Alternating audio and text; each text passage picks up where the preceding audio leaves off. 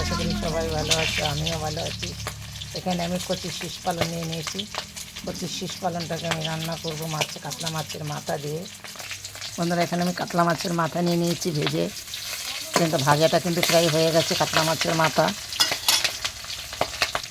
মাথাটা আমার ভাজেছে। আমি পালং শাকটা কিন্তু সিদ্ধ করে নিয়েছি, সামান্য একটু হাফ সিদ্ধ করে নিয়েছি।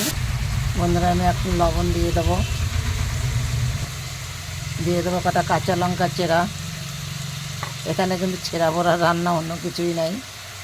কটা কাঁচা লঙ্কা চেরা দিয়ে দিলাম। দিয়ে দেবো কিছুটা হলুদ। এই যে পালং শাকটা যে আমি সিদ্ধ করে নিয়েছি হাফ সিদ্ধ, খুব যে ফুল সিদ্ধ করেছি সেটা না, আমি কিন্তু হাফ সিদ্ধ করেছি। হাফ সিদ্ধতে যে এই যে পালং শাকটা রান্না করে একদম সুন্দর, কিন্তু একটা ঘ্যাটের মতো হবে। পালং শাক দিয়ে কাতলা মাছের মাথা দিয়ে, এটা কচি শীষ পালং, এত সুন্দর একটা ঘ্যাটের মতন হবে, মানে একদম আঠা আঠা, খেতে কিন্তু ভালো লাগে। পালং শাকটা যদি সিদ্ধ না করা যায় তাহলে ওটা কিন্তু একদম একটু জল জল থেকে যায়, ভালো লাগে না খেতে।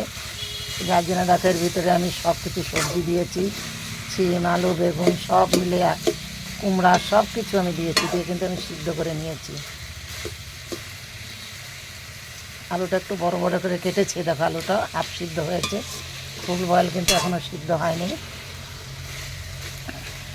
এখন আস্তে আস্তে জাল দেবো, বেশি একটা আস্তাকে বাড়িয়ে দিব না। কচি শীষ পালন কিন্তু মাছের মাথাটা খেতে কিন্তু খুব ভালো লাগে। এখনও দেখবেন অনুষ্ঠান বাড়িতে কিন্তু এখনও কিন্তু এইভাবে রান্না করে। স্যাজরা যখন করে, পালং শাক বলেন, বলেন পুঁই শাক বলেন, এইভাবে মাছের মাথা দিয়ে করে। আমি তো কতবার কিন্তু মাছের মাথা দিয়ে স্যাজরা রান্না করে ভিডিও ছেড়েছি, অনেক কটাই।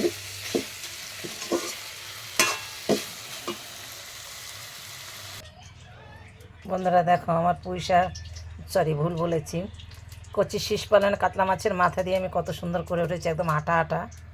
এরকম করে করলে কিন্তু ভালো লাগে খেতে, একদম অনুষ্ঠান বাড়ির মতন। আমি কিন্তু তেমন কিছুই দিইনি, লঙ্কা চিড়ে দিয়ে রান্না করেছি।